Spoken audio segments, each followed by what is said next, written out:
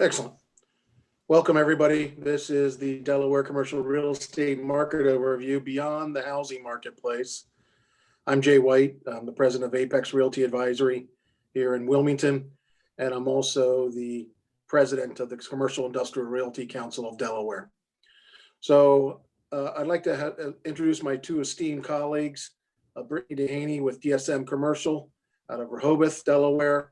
Going to be talking about Sussex County and the market trends and fundamentals of the commercial real estate market there. And Mr. Phil McGinnis with McGinnis Commercial Real Estate Company in Dover is going to be addressing what's going on in the Kent County marketplace in terms of its fundamentals in the commercial real estate space. If you can forward to the next, please.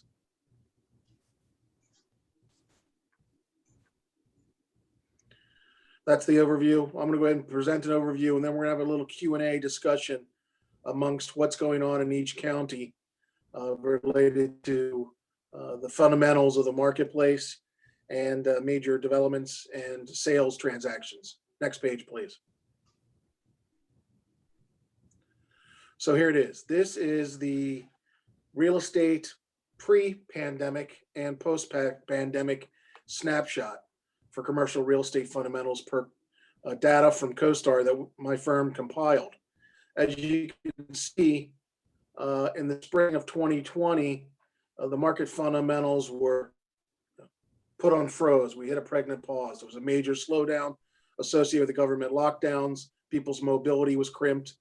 And finally, in the lifting of the occupancy restrictions by the governor in May of 2021, certain elements of the economy were able to flourish, and also sectors were able to flourish, specifically restaurants and hospitality, hotels and motels for the summer, this past summer. Also, unemployment is a very good indicator of what goes on in a marketplace. And you can see it was extremely elevated in April of 2020 at almost 15%. And it's reeled back down in September 2021 for the state of 5.9%.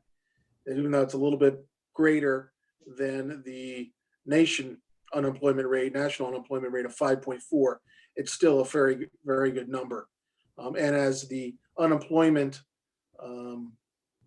extra unemployment burns off, more people will get back into the workplace, which will be a good shot in the arm for GDP going forward. Obviously, with the pandemic, there was a lot of things that came off the rails. Luckily, things didn't burn and crash and didn't collapse because landlords and tenants and bankers all worked with one another, negotiating loan restructuring or forbearance agreements, and also for the tenants, rent deferrals, rent holidays, and lease restructuring. If not, their space went dark. And when you're left with vacancy, it's never a good thing in any of these marketplaces.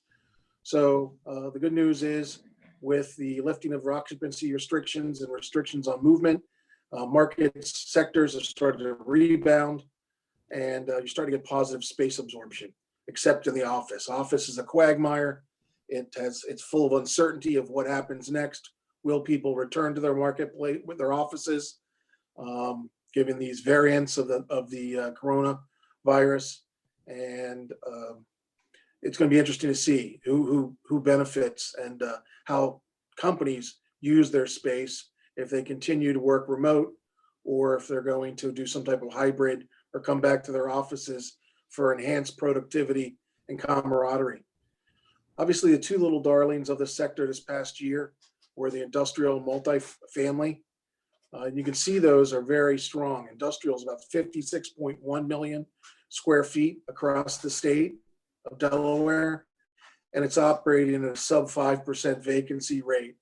And when you're that low on vacancy, that means you're absorbing a lot of space. A lot of space is in demand, sort of the Amazon effect, if you will. Amazon has about 9 million square feet of that 56.1 million in Delaware for their fulfillment centers and distribution centers, including the new Boxwood plant, which was 3.8 million square feet. And you can see there's 2.1 million square feet under construction currently in the state. Multifamily is about 66,570 units of inventory across the state.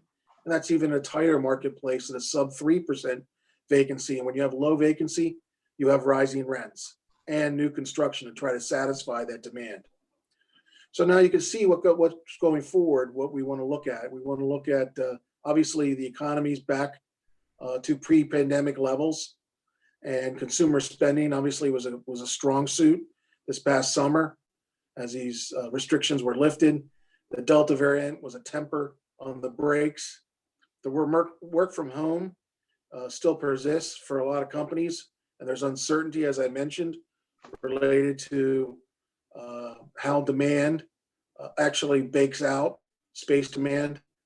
You see air travel's rebounded back to pre-pandemic levels of 86%. Hotel marketplace travel up, occupancies are up, and the unemployment rate, although it's dropped significantly, there's still workers that are displaced. So if you go to the previous slide, maybe I can hand the ball over to Brittany. Brittany, you could perhaps discuss Sussex County and how it's fared riding the Corona coaster and how it's rebounded. Absolutely. Go ahead. All right. Thank you. Thanks so much, Jay. Thanks for having me. Again, I'm Yes. Brittany Dennehy. I head up the Sussex County DSM commercial office in Rehoboth Beach. I solely focus on commercial real estate. I have my entire life. When I got my license, I was 19. I moved to the Delaware beaches 17 years ago, and I really do everything commercially: retail, restaurant, office, industrial, sales and leasing, land sales to developers and end users, single net lease deals if I can find them. But yeah, focusing on Sussex County, we've had a tremendous boom over the past few years with the increase of residential home development. The need for commercial is only compounded, and those moving to the area are used to a certain type of shopping, a variety of restaurant choices, making ease of making medical appointments, and getting their assistance with their financial portfolio. And these are the segments that I'm really hearing from a lot of retailers, restaurants, healthcare, and financial. So I don't know if you're seeing the same, but that's who is knocking on my door. We're on the map in Sussex, literally with the nation's eyes focused on Biden's second hometown. Our beach markets of Lewis, Rehoboth, Bethany have zero vacancy. And our main commercial corridor, Coastal Highway, has seen the price of land go from about $1 million an acre now to close to upwards of $2 million an acre. And land on Route 24 is trading over $1 million an acre, which was unheard of a couple years back. Some noteworthy transactions that took place over the past 2 years: Peninsula Crossing in Millsboro, that's the BJ's and Lowe's Center, sold to a REIT out of Texas for $26 million in December. Can you guys hear me? I'm getting a little bit of background noise, sorry. The Belmore Hotel, downtown Rehoboth, that's a 78-room hotel, sold to a New York-based hotel investment firm for over $30 million in February last year. 440 acres of land in Millville sold to a hedge fund out of Atlanta, Ardent Companies, for $13.5 million. And there are 2,000 residential units planned in Millville. So Milton is seeing an increase in residential units planned too. So Millville and Milton are going to see some major changes. Let's see, going on. Grotto Pizza owner Dominic bought the Dolly's building on the Rehoboth Boardwalk in January of this year for $6 million. And just 2 weeks ago, 3 commercial pads totaling like 4.25 acres that front Route 24 without direct access sold to Price Automotive for $4.8 million. So that's the over $1 million, $1.1 million an acre, off the major corridor there. So, in summary, Sussex, we're seeing, really experiencing an interruption in the supply-demand balance.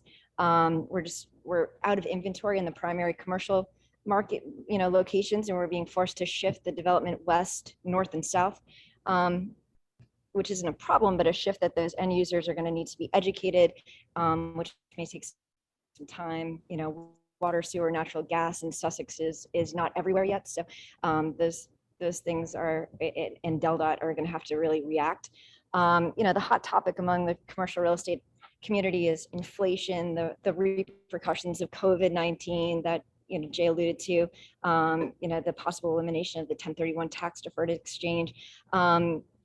Yes, these are all kind of what everyone's talking about, but in Sussex, it's a little bit of an anomaly. It's kind of a bubble, and we seem to be protected from the issues that are plaguing other markets in major cities throughout the country. We have a strong residential market, many more year-round residents, and we have the beach. People are seeking out Sussex, and the commercial development is really only going to get stronger for the foreseeable future. And I, look forward to talking to anyone that wants to share my passion of commercial real estate. I can, I think that Jay, you distribute contact info, but kind of a summary of what I'm seeing. That's great. Is there any other big development going on? I know from a housing perspective, there is a land hunt or land grab. We track apartments, and we track there's about 24 apartments either under construction or proposed in Sussex County. And it's almost like a doubling of the existing inventory. Yes. There's almost 4,000 units in the pipeline. And it's everything from Ocean View, Lewis to Milton to Millville, Bridgeville. I mean, it's all over the place. And is there any other large scale development going on outside of the residential? Because you're right. You hit it right on the head, Brittany. And great point is, rooftop support retail. and a lot of these folks, I always wonder who's entering all these various residential communities. My understanding is a lot of retirees now that when people are working remotely, they're saying, I can be from New York and I can work in Lewis out of my apartment, connect to the internet and get my work done. But are you seeing any other large scale development? A lot of healthcare. Healthcare is really picking up in Lewis, especially with the BB Medical Arts Pavilion on Route 24, at the new surgical center that's going up right there on Plantations Road. Some development along Plantations that is also medical in nature. Bay Health has plans to go down Route 9 with the Freeman companies. So really, I'm seeing a lot of really healthcare focused development. And with that, especially the one that we just talked about on Route 9, there is a planned, commercial aspect on that too. Route 9 is also seeing the new Redners come up in the vineyards. So there's a little bit, more commercial that's going to go on there. Redners is the only one signed right now. And I'm also seeing some redevelopment of existing retail space along Route 1. The Willow Marie building, for instance, just traded, so that'll be redeveloped into something that's more commercial, retail in nature. But yeah, and restaurants, of course, the redevelopment and kind of rebranding of different restaurants. It makes total sense on the medical healthcare. If the demographic is retirees moving in, the next thing is to build a lot of pharmacies and a lot of medical healthcare. Great, good points and discussion. Same thing for you, Phil. Let's hand the baton off to you.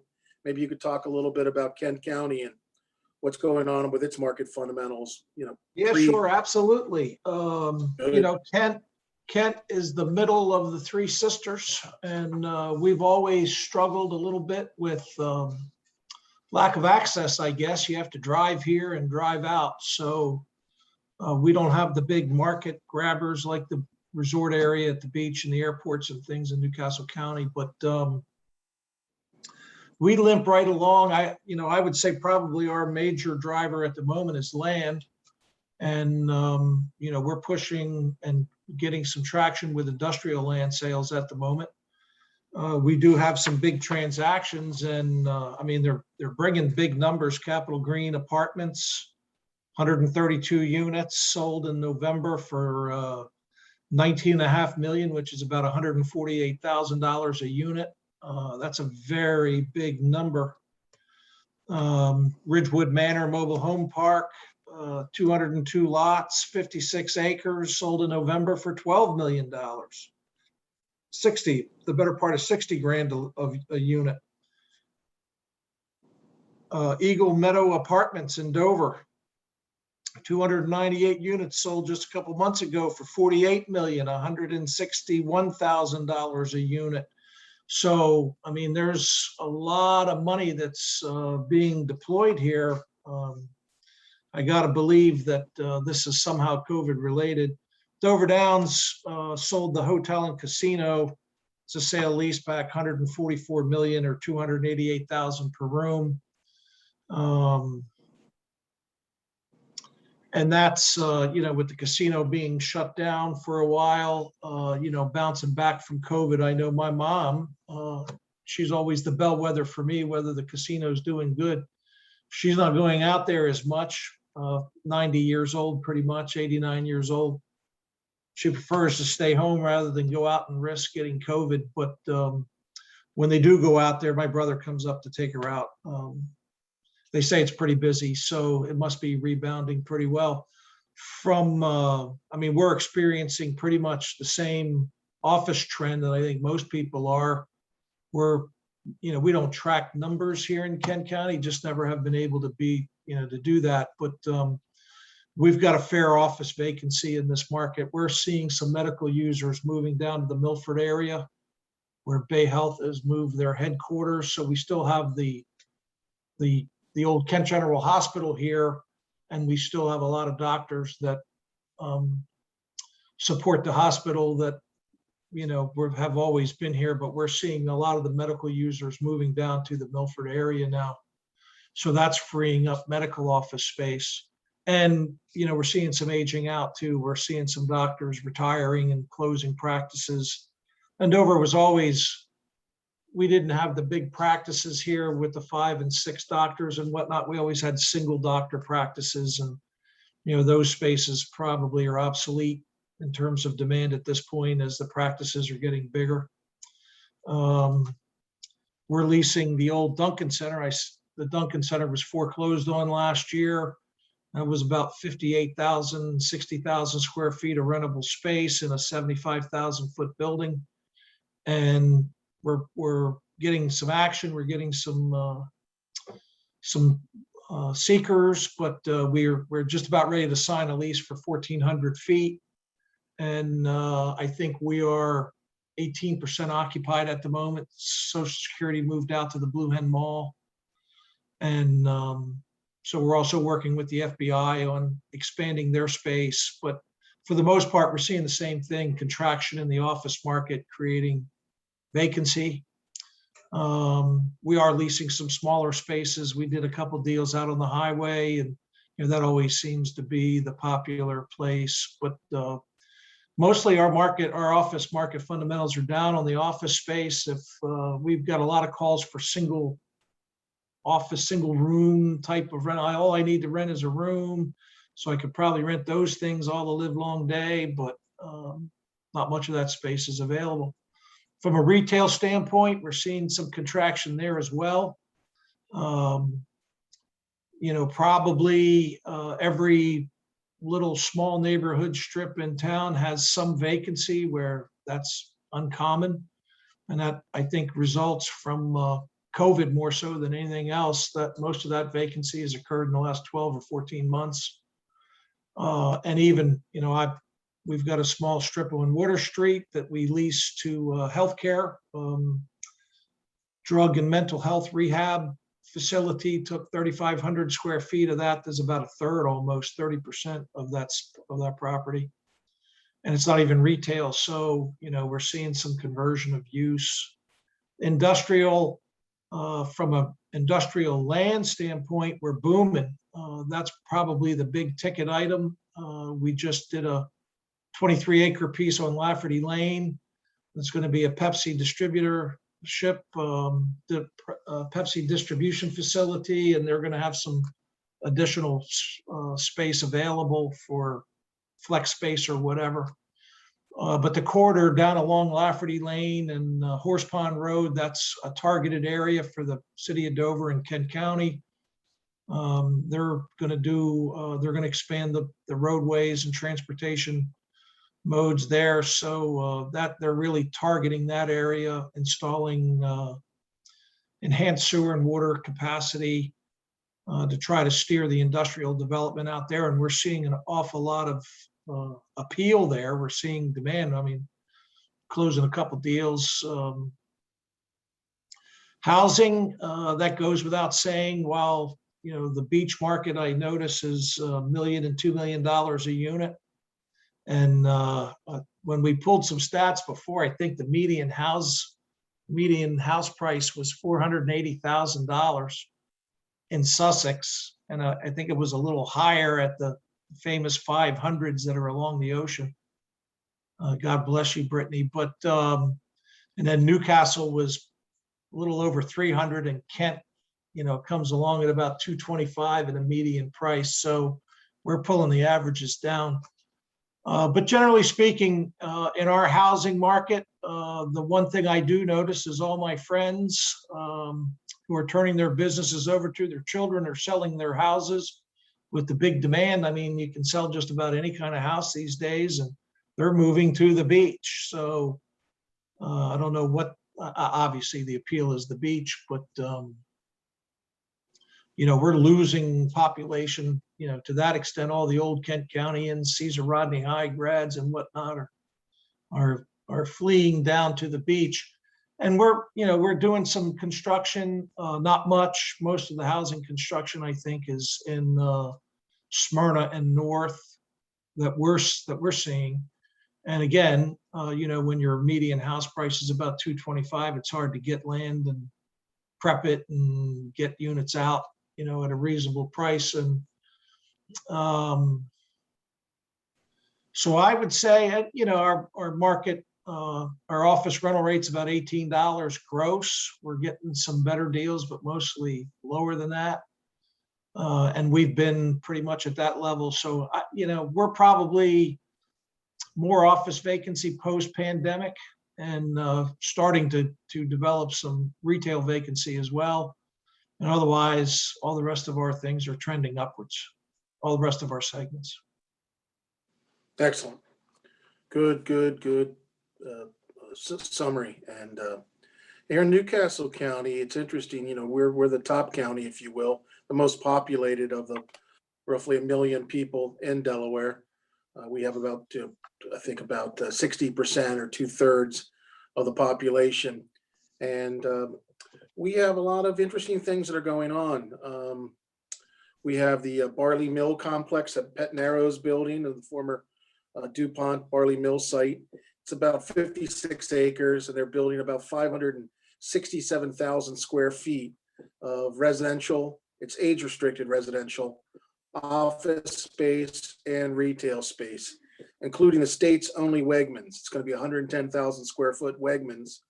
They've already broken ground on some of the retail, and their leasing is picking up on it, and it's premium priced retail too.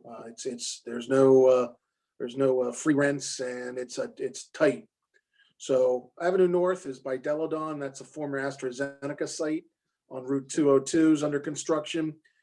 He's doing some site work currently, but that's 79 acres being built out with a total of 1.8 million square feet of mixed use, primarily office, but they're also proposing residential apartments, a hotel, and more retail space.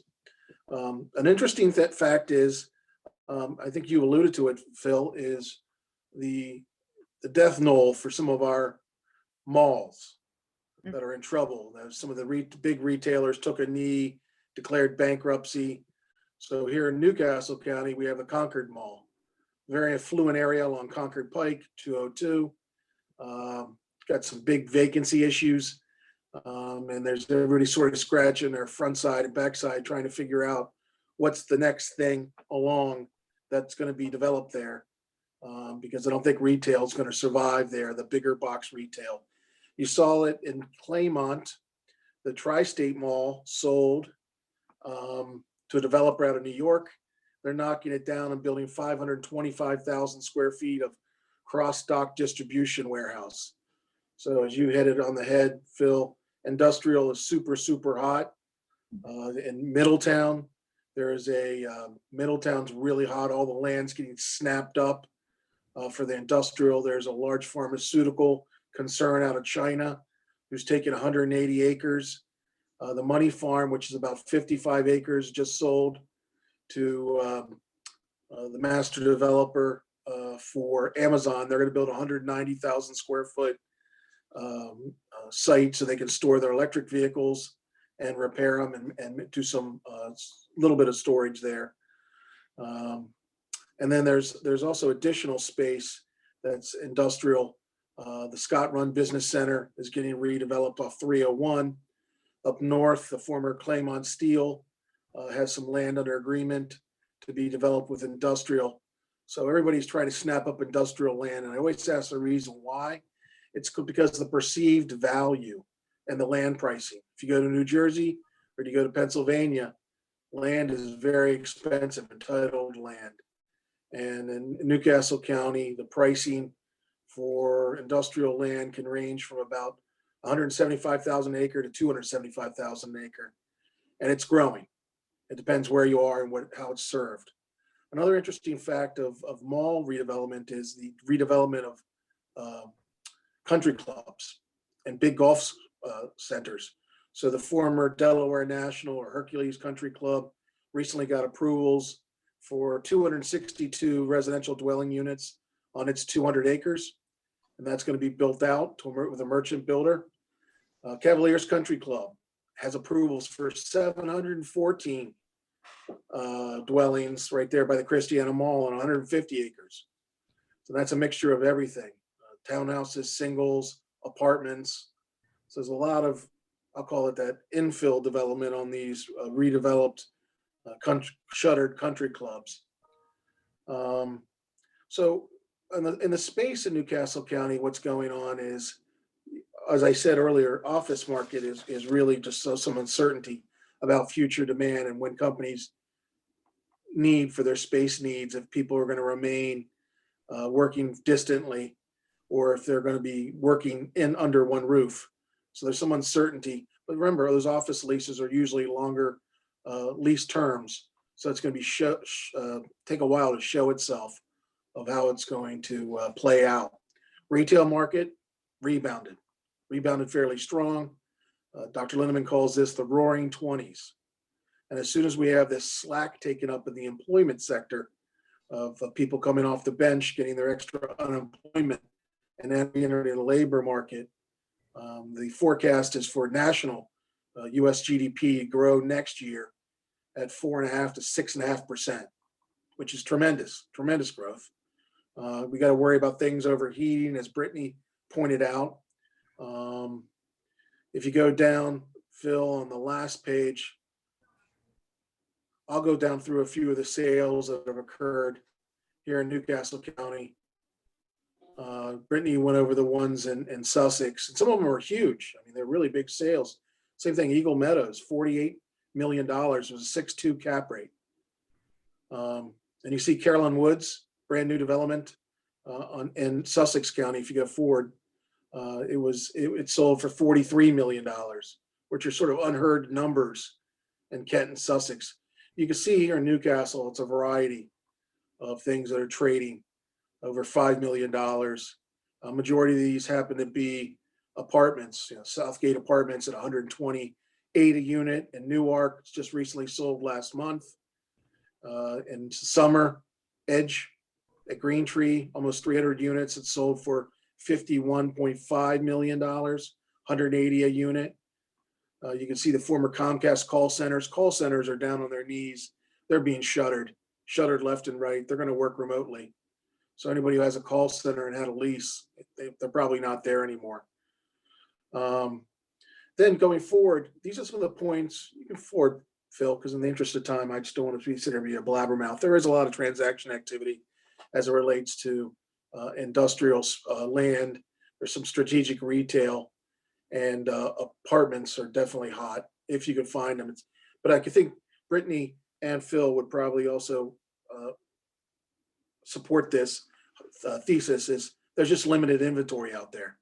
So if I sell my apartment building for 20 million, where am I going to deploy that money? Where am I going to redeploy that money? And as Brittany pointed out, tax reform is on everybody's radar list. The 1031 exchange change, some state taxation is going to maybe changing. Keep an eye out for that. U.S. Treasury yields, they're popping up. They were down around 1.1. jumped to 1.2, 1.3. Now they're 1.5, 1.55. There's still so much liquidity in the marketplace, and the transaction deal volume we're seeing across the state is steady, and prices are stable to increasing.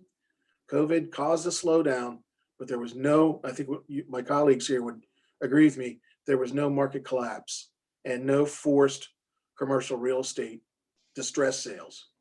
Distress sales to me were sort of like the abominable snowman or Bigfoot.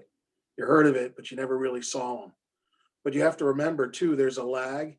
And in the Great Recession of 2008, the lag was about 18 months from where the recession hit and the distressed assets started popping up. I think, Phil, you mentioned it, some retail getting foreclosed on. Some things that are suffering major occupancies or functional issues will probably fall to the wayside and be distressed for redevelopment. Look for employment growing and unemployment shrinking when those workers return to work. Another major factor in Delaware we all have to keep our eye on is this statewide court mandated reassessment of all taxable property across the state. And I heard the other night on the news about a third of the people will be paying more, a third of the people will be paying the same, and a third will be paying less based upon new tax assessments, because tax systems are archaic in the state. Well, that's the theoretical arithmetic. You have to be revenue neutral coming off the reassessment. And so, Yep. Yes, some will pay more, some will pay less, and some will pay the same. But we're still a long way from that shaking out. The appraisers are going to do very well, though. There And will the be a lawyers. lot of work. And the the lawyers, yes. Yeah. And as Brittany pointed out, all this growth in Sussex has got to put strains on the infrastructure down there as far as running utility lines and making sure you have enough capacity of sewer and water. And also the roads. The roads are, if you read the transcripts for the planning division and people, all the NIMBYs coming out, it's very strong that people are very upset of how more traffic and more congestion. And so it's gonna be interesting to see how that plays out. Keep an eye on how the government theatrics play out related to the infrastructure plan in Congress and the Senate. Also watch the pricing pressures and the impact of inflation. If that's a transitory, temporary, or is it a permanent thing? But the bottom line is, from an inflation perspective, we all realize that benefits commercial real estate capital flows. Commercial real estate is a safe haven in an inflationary environment. And with all the money in the system right now that the Fed's going to start tightening their money supply. They mentioned it. They're going to taper their asset bond repurchasing program by year end this year. And they've indicated they're going to increase the interest rate at least 3 times in 2023. So those things to keep your eyes on the ball.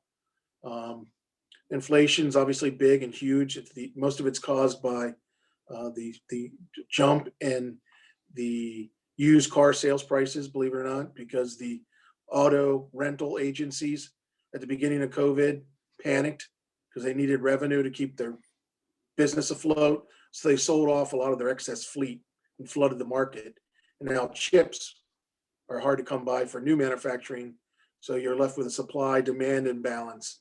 There's still supply-demand imbalance as it relates to new construction. Some of our developer clients are complaining there's a 12-month wait list for appliances to build their apartments. Mm-hmm. Ships are backed up. Yeah. They can't get the supply lines restarted. So those are the kind of things that I'm seeing. Does anybody else have any thing they want to add? I think that sort of wraps it up. Yeah, summarizes. We're getting the high sign anyway. So. Yep. Mm-hmm. Well, clearly, the commercial real estate market's very active. We're all very busy, and I really appreciate Brittany and Phil taking a little bit of their time to go down through some of these things. And so, Wes, we appreciate the Delaware Association of Realtors let us go ahead and speak and go over this. And I put our contact information there if people want to get a hold of us and ask any specific questions. Thanks again for everybody's time. Yep. Thank you.